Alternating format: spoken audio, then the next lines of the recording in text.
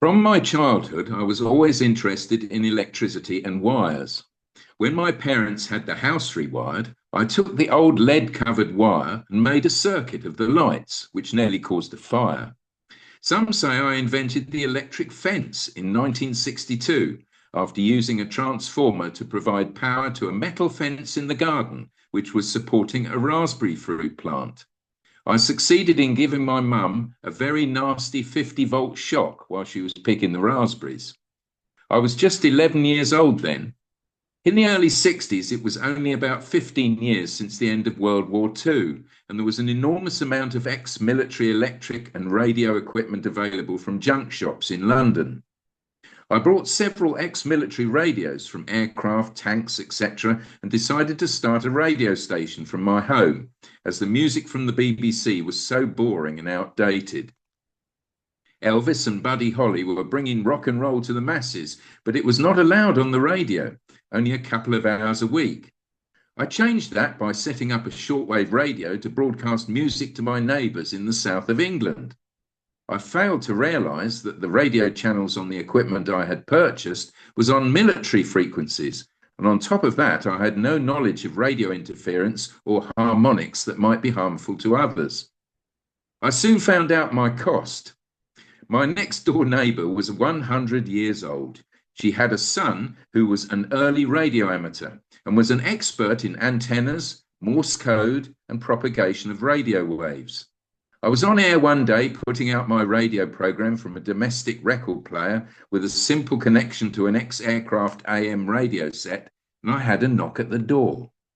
It was the radio amateur asking if I knew anything about why his mother was listening to pop music instead of watching the Band 1 TV system on 405 lines, the black and white TVs we used to watch. I had to admit it was me, and I was warned as if it happened again, I would have the police attending. Little did I know that most of my neighbours were enjoying the music too on their old TV sets. So with the help of this man next door, I started to study for my radio amateurs exam, which at that time required a vast knowledge of radio building, propagation, antennas and interference rules. I learnt Morse code at a later date to obtain my shortwave licence too. However, at that time, I wished to broadcast music to the masses using my newfound interest. I achieved my initial aim by equipping a studio with a couple of Garrard 25 turntables and an Eagle basic mixer with 4 little knobs that mixed the music to an Eagle lapel microphone, which was then amplified by an old valve radio set and sent downstairs to the kitchen by wire, where my mum listened to my programs while she cooked the dinner. She would request songs from my massive collection of 25 records. My interest was further fueled by the starting of pirate radio in the United Kingdom. An Irishman called Ronan O'Reilly was going to start a powerful offshore radio ship, which was outside the British government's jurisdiction. This was a legal station as it was outside the territorial limits of the country, and they could play what they liked. America had the advantage of many radio stations at that time, but news of them was scarce, as BBC was a very controlling network. The BBC didn't want anyone to broadcast to the masses, and they thought no one would listen to the pirates. Anyway, what a mistake they made. The news station was to be Radio Caroline. The name was taken from a picture of Caroline Kennedy crawling out from under a desk where her father, President Kennedy, was making a speech in the White House in America. Ronan thought that as Caroline Kennedy was upsetting government in the United States by being cheeky, Caroline the radio station would do the same in the way in UK. A second station, Radio Atlanta from America, started by an American called Alan Crawford, would start at roughly the same time, both off the southeast of England. To cut a long story short, the original Caroline ship, the Frederica, Caroline North, moved to the Isle of Man in the Irish Sea to broadcast to the north and west of the United Kingdom, and the second ship, the AMIGO, was renamed Caroline and merged with Ronan's organisation and became Caroline South. This vessel had travelled across from the USA. Both ships were fitted out in Greenock in Ireland with their huge antennas and fitted with RCA 50 kilowatt AM transmitters. Radio was revolutionised in the United Kingdom from Easter 1964, and within 2 years there were 10 more radio stations on boats and World War II forts, all doing the same. Getting back to my story, this was so exciting for me, a 13-year-old listening to all this on the radio, bringing new music weekly to the masses in the UK and Europe. Radio Veronica in Holland was created, and even in Australia and New Zealand, radio was evolving with the likes of Radio Hauraki. Some of these stations were very vulnerable in bad weather and risked running aground or even sinking. Remember, there were no mobile phones then, and even ship to shore was not very good, and coast guards were not talking to pirate stations unless it was an emergency. In 1965, I decided to start a mobile disco. This was called Sound Reaction, and this was the start of my musical presenting career, which is this year celebrating 50 years of professional presenting on radio stations. I had a Heathkit valve amplifier, which was air-cooled by an enormous fan and was able to run a respectable output of 500 watts mono until one night the valves overheated and there was a massive explosion. My parents wisely judged that I was too young to join a pirate radio station, as they were far out at sea and you had to be there for 2 weeks and off for 2 weeks, and the income wasn't very good. So I left school in 1967, just after the pirate radio stations were forced off the air by the British government. Just one continued illegally, Radio Caroline. They switched their offices abroad, and although the income dried up, they managed to keep going and are still going to this day, but they're now legal. I was persuaded to get a proper job by my parents and started at W.H. Smith & Son as a trainee manager. This wasn't the job for me. I still had a craving for excitement and radio and music. I carried on my disco part-time career, often being up 24 hours a day, fitting in my job at the shop with a disco career. Discos were making more than my full-time job. In the 1970s, I was still listening to amateur radio and music of the surviving radio station Caroline and craving a more interesting life. Now, the shop I was in was a busy high street in the United Kingdom, and every time an ambulance, fire engine or other emergency vehicle went past with blue lights and horns, I would run out of the shop to see where it was going. Ultimately, I decided I would try and join the emergency services as a full-time job and leave my job as a shop manager. Well, the police wasn't for me, as I wanted some friends of my own, so I applied to the London Fire Brigade. This didn't work out, as I didn't have the will to live in London or the required chest expansion either. So I was persuaded by a friend to join the ambulance service. I was only 19, but I pretended I was 21 and got in anyway. It was really basic in those days, so I had plenty of time to study other things, and one of those was the antiquated radio systems on the ambulances. They were operated by Philips and Pi radio services and were AM, huge sets that were mounted in the cabs of most vehicles as an afterthought. I spent hours talking to the radio engineers and eventually was given some sets to have in my car. It was all open channel at that time, and I used to eavesdrop on the police and fire as well. I was the guys at the station used to go to correct faults when the engineers were off duty.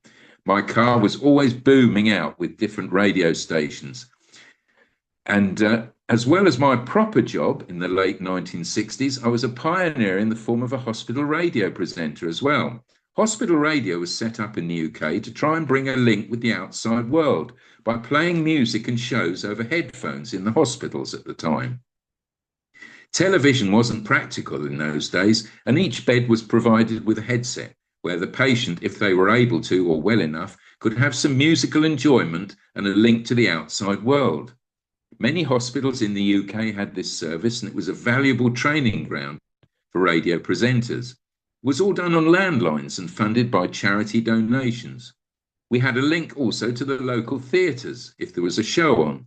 The patients in 5 of the local hospitals in Kent could listen to them live. There were no internet links then, so this was a groundbreaking thing at the time. I often interviewed celebrities, including prime ministers and celebrity singers and actors. The singer Cliff Richard funded the landlines to the theatres. Then in 1974, while listening to Radio Caroline on 259 meters medium wave booming into my car radio while I was on the way to work at a disco in Kent, I heard a friend of mine, Brian Anderson, who I'd met at Hospital Radio in Tunbridge Wells in the United Kingdom. He was only doing a show on my favourite pirate radio station on the AMIGO ship anchored off Scheveningen on the coast of Holland.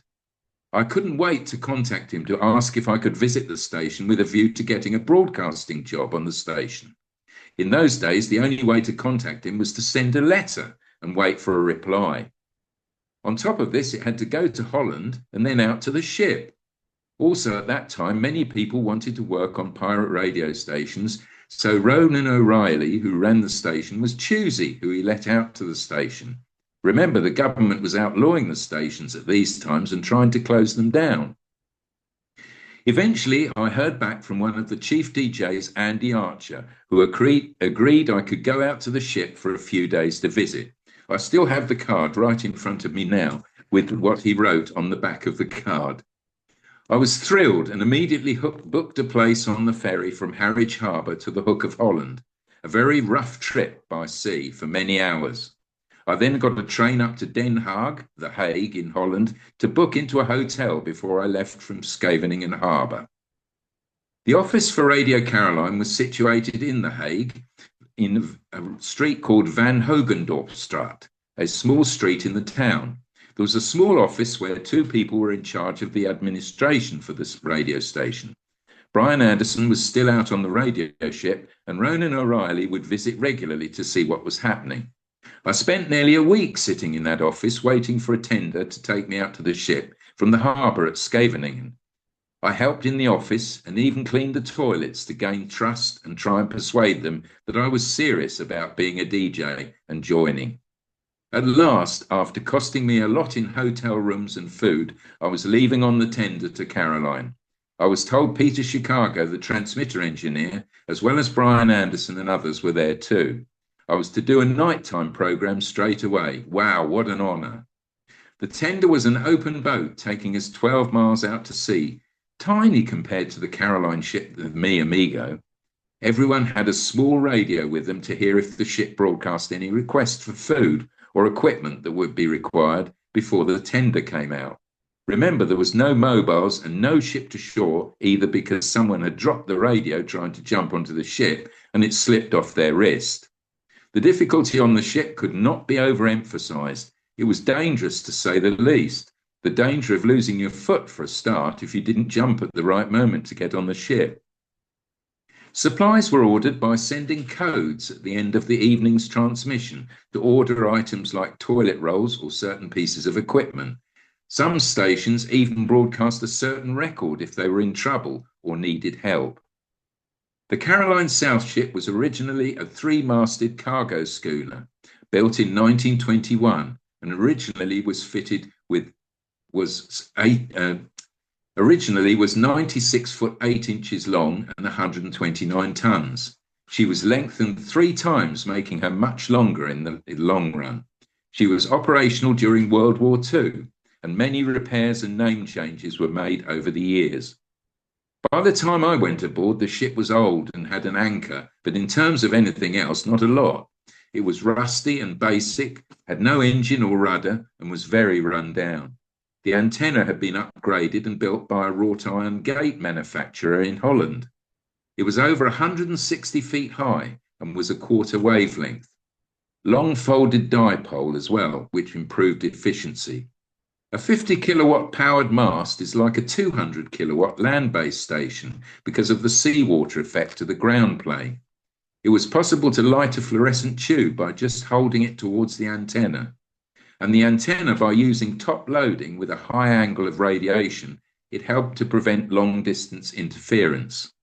The radiation pattern for most offshore radio ships is like a donut ring, with the aerial in the centre and the loading flattening on the top. If it's rough, the sea mast can roll 30 degrees off the vertical with minimal fading effects. The insulation had to be well carried out too, preventing much sparking in saltwater sprays and fog. It was the best aerial they'd ever had since the wooden one of the 60s.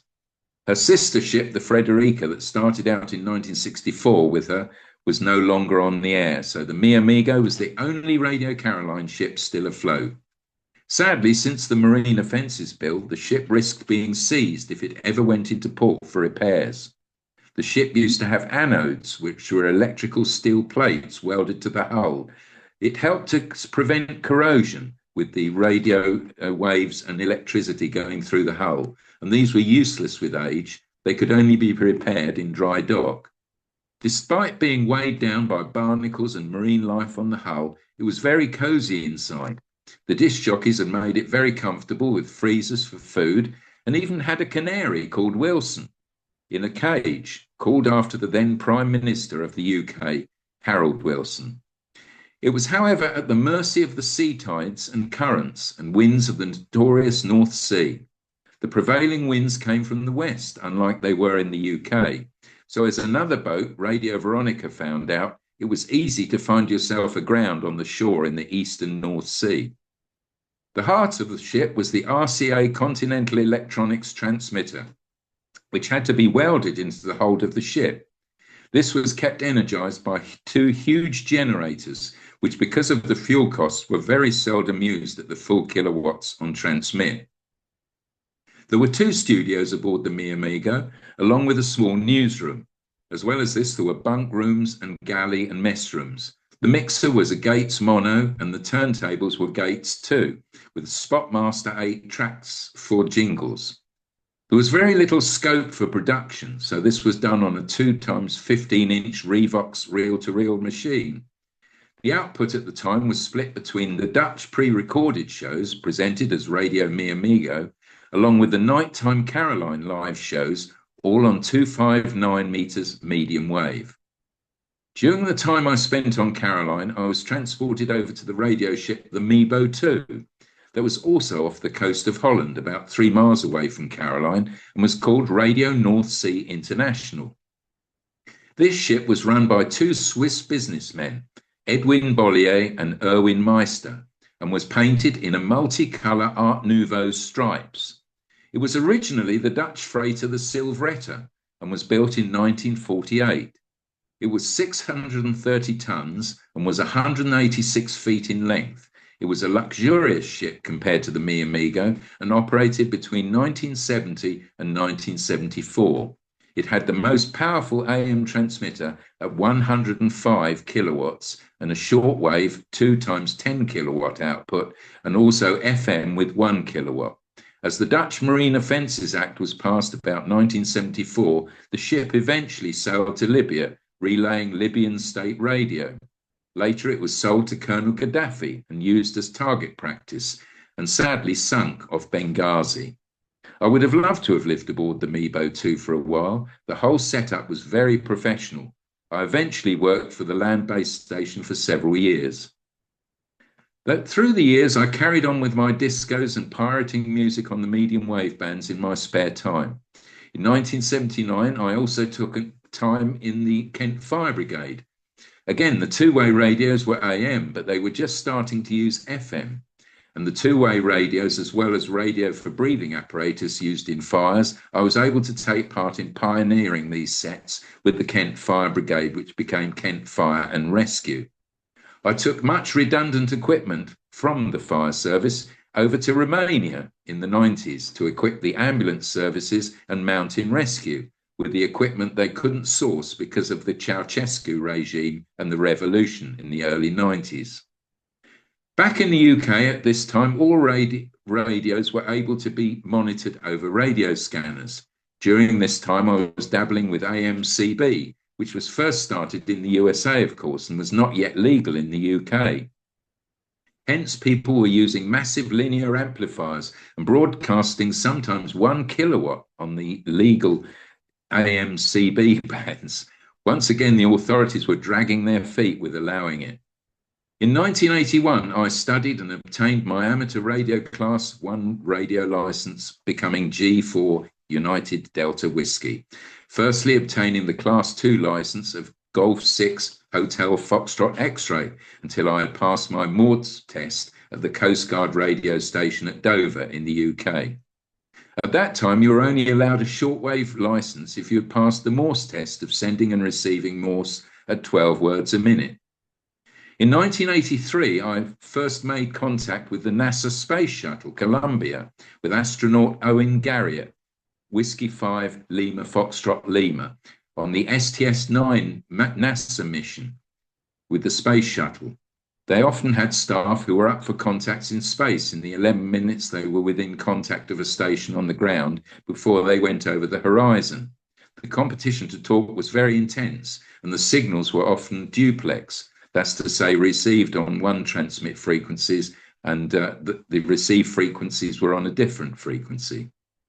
In 1981, Citizens Band or CB radio was at last legalised in the UK, 4 watts maximum in FM only. Still, we had some fun with that, starting a weekly news and information channel using a 1 kilowatt transmitter covering most of the south of the UK. My Radio Shack at home in the UK was now very active on all the UK amateur bands, as well as experimenting in packet radio, which is now SMS messages on the mobile phones, which weren't available then. I found that there was more activity on the shortwave bands than on CB radio. So in UK, it had largely died a death with a new band for 446 megahertz, PMR being more useful. In 1986, with the aid of amateur colour television and ground lines, I spearheaded a trial of hospital television, where we transmitted the live TV pictures from the town centre in Tunbridge Wells to 5 local hospitals. I used 432 megahertz TV transmitters and receivers to cover the links. The landlines, which were already in place, were put through an ordinary VHS video recorder to match the sound and vision, as sound was not allowed to be played music-wise on the amateur bands. We organised extra TV sets in all the hospitals, and it was for one day only and a complete success. It was the first time a domestic broadcast so complicated had ever been attempted in the UK by amateurs. It was repeated the following year. After relocating to Kefalonia in Greece in 2003, I carried on my career by joining the radio station in Argostoli called Cosmos 965, broadcasting 3 times a week from 2009 to 2020. In this time, I had a music and chat show featuring news and current affairs. I worked as a volunteer for the station, receiving no salary, firstly with the businessman from Porus, where the station started originally, and during this time I had the dubious honour of being struck by lightning whilst live on the air in an empty broadcasting suite near Argostoli.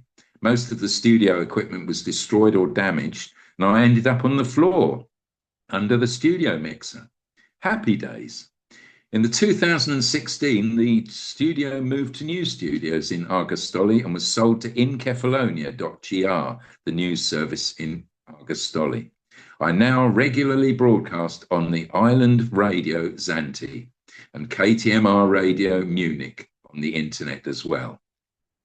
And there we finish my story of my life in radio and broadcasting.